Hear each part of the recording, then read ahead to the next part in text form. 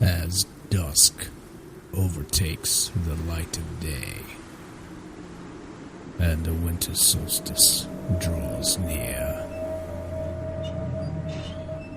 The etheric veil becomes thin, and the deceased seek resolution and retribution from the other side.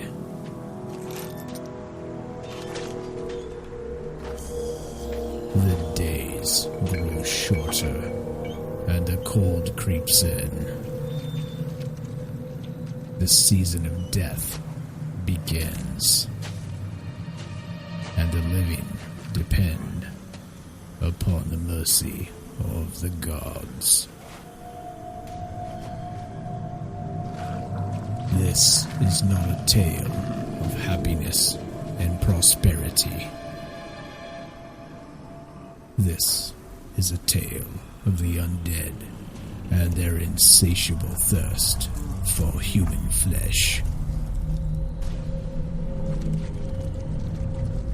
As we begin our tale, the questions mount.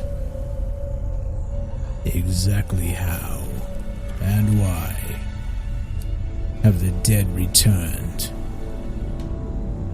And who is behind their power? It is not a simple thing to return from the grave. There is a universal barrier that can only be reversed by divine influence, or through the skills of the most evil and ancient necromancy.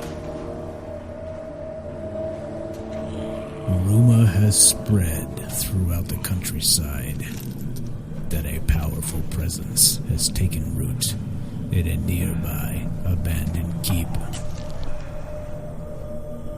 and the crisp air has followed with a spine-tingling chill that few are willing to openly explain. Even so, the whispers persist. An ancient evil has become into the world, and we are merely the unwitting victims of its whim. A sage from town has been speaking openly and loudly. Too loudly, in fact, about the evil presence that has changed the very air we breathe. A lich, he claims. Evil and immortal, and with a terrible agenda of bringing back the dead to smite the living. If what the sage claims to be true, it will be a bitter winter indeed. The sage describes a lich as the most powerful necromancer the world can know. A conjurer so adept at spellcraft, it can cheat death itself.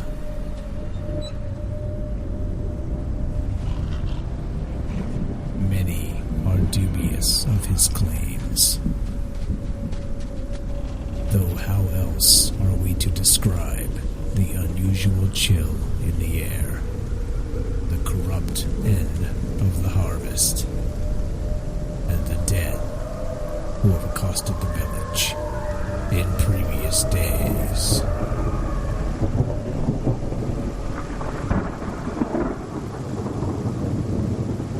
Alright guys, we're back. And today we're talking about a lich.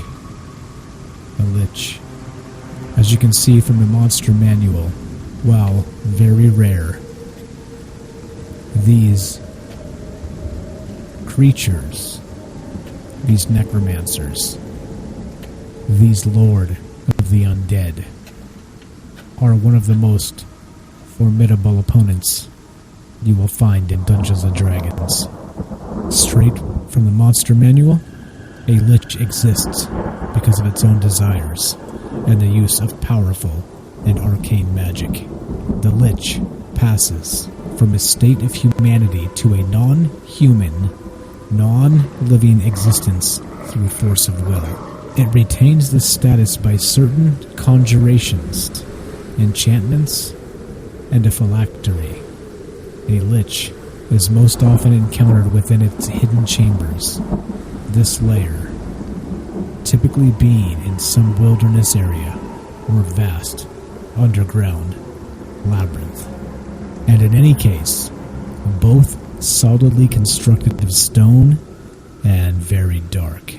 Through the power which changes this creature from human to lich, the armor class becomes the equivalent of +1 plate armor and +1 shield.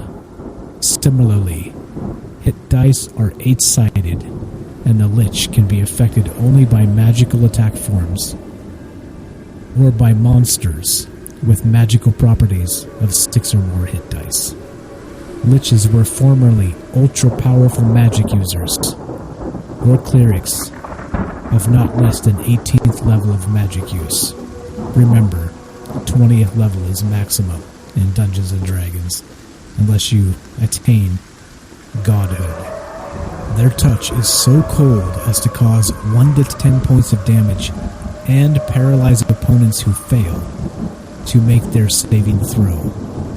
Now, a saving throw means you have a chance to avoid this particular paralyzed damage, depending on your player skills and abilities. The mere sight of a lich will cause any creature below 5th level or 5 hit dice to flee in panic from fear. So they have a passive fear spell that runs off any low-level creatures or characters. All liches are able to use magic appropriate to the level they had attained prior to becoming non-human. The following spells or attack forms have no effect on liches: Charm, Sleep, Enfeeblement, Polymorph, Cold, Electricity, Insanity, or Death spells and symbols.